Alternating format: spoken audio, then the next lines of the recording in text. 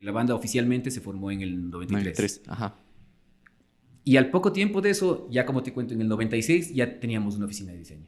Y en el 97 yo ya con el Edgar hicimos Estación Polar, que era este proyecto Ajá. que es parte ya de Mamá Voodoo. De ley.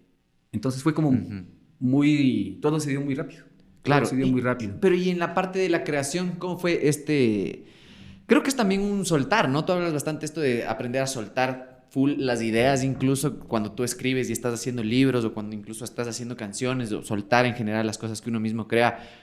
Porque la banda era como mucho más como del Edgar, ¿no? Él era quien más componía, Sí. con el Álvaro y así, ¿no? Y... Sí, el Edgar siempre, hasta esa etapa, el Edgar era el compositor único, digamos, ¿no? Ya, Casi, claro. ¿no? El Franz no componía y el Álvaro por ahí tenía tal vez algún par de aportes de ideas, ajá.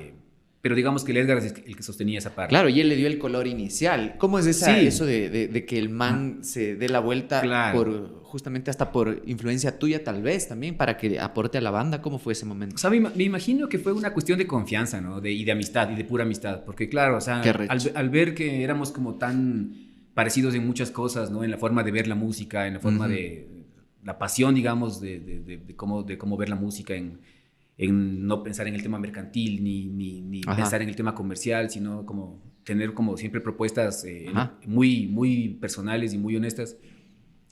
Imagino que el Edgar lo que pensó es eso, así como, ok, a ver, hagamos esto, empecemos la banda ahora, porque al final fue como volver a empezar, porque Claro, eso. porque claro, el Fran se fue de la banda y todo esto que había pasado era un disco, el Tropical Brew, con esta velocidad, ¿no? Es un tema medio punk y todo. Es más punk, claro, totalmente más. Después la convertimos y la llevamos a otra cosa, que es mucho más dark, mucho más y mucho más con un sonido establecido, que es el que realmente iba a ser el conocido de Mamá Voodoo. Entonces, yo siempre llegué a la banda con la intención de proponer. Yo nunca llegué como a suplantar a alguien. Claro. Esa fue la cosa. O sea, yo como que yo dije, ok, o sea, gracias, o sea, por la invitación, encantado, feliz, me encanta lo que están haciendo, veamos qué puedo proponer. Entonces ahí empezamos a trabajar juntos, por ahí empezamos ya a componer ideas juntos con el Edgar especialmente, después ya cada uno por su lado, después ya viene el momento del Aeroclub en el cual ya el Álvaro digamos, se une más en el tema del tema de la composición, y así fuimos dando esos pasos con los que el sonido ya se fue estableciendo pero al mismo tiempo también siempre tratando de desligarnos del sonido anterior. Entonces, o sea, sí era un objetivo, sí. Eso justo, como que trataban de no parecerse. Sí, pero te soy sincero, no era de una manera consciente. Claro. O sea, era una forma... porque además, o sea, y eso yo creo que me pasa a mí mucho ahora con los proyectos otros que he ido haciendo, que es como Mundos en un caso, Frailejones en otro.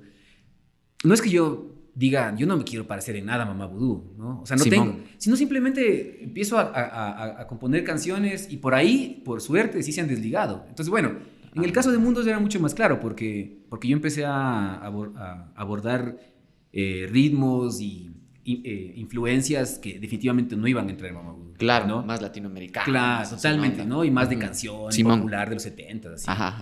Pero en el caso de los discos ya de Mamá Voodoo era traer lo que cada uno traía. Entonces, el hecho de que el Edgar componga de una forma y tenga una mirada, ¿no? Ya sea poética, digamos, ¿no? De una manera y yo tenga otra, eso hacía que el resultado sea interesante.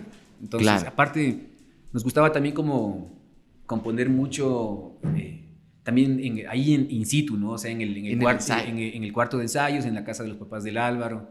Entonces, claro, empezábamos a tararear cosas. Entonces, por ahí el Edgar tarareaba una melodía, yo tarareaba otra. Y habían como dos letras a la par que se iban uniendo. Y eso iba haciendo que el sonido de la banda también vaya mutando, ¿no? Después ya nos metimos con el tema del sampler y temas de electrónica, que también le dio otro color a la banda. Para después volver a lo último que ya hemos hecho, digamos, que llegamos a hacer, pues bueno, yo ya me fui de la banda, pero lo último que llegamos a hacer fue como regresar como a las raíces y como a componer como hacíamos antes, con una guitarra acústica desde la casa cada uno y mostrar esto para después hacer que eso crezca, ¿no? O sea, fue siempre un viaje ahí súper interesante y lindo, la verdad, porque fue un aprendizaje tremendo, porque además, o sea, nosotros aprendimos ahí en el camino. Claro, y como que van cambiando, tienen distintas metodologías, por lo que me dices, como que justo componer el cuarto de ensayo desde cero es justo como tener una comunicación ahí mismo y ir como dibujando entre todos la misma idea. ¿Qué era lo que más pasaba? ¿Quién era el que más temas llevaba? ¿O siempre fue re indiferente, reequilibrado? No, me imagino que en ciertos momentos el Edgar llevaba más ideas concretas, digamos. Yo en otro momento tal vez igual tomaba como, digamos, como esa pauta, como que íbamos haciéndolo ahí a la par. Ya de la forma completa, digamos, así sí, como de digamos, la letra y todo. No, más bien como una... bueno, a veces sí, a veces llevábamos ya algo ya muy muy cercano, cerrado, ¿no? A lo que podía ser. Pero más bien, como estábamos en estos años que fueron muchos años, o sea, nosotros fuimos un trío...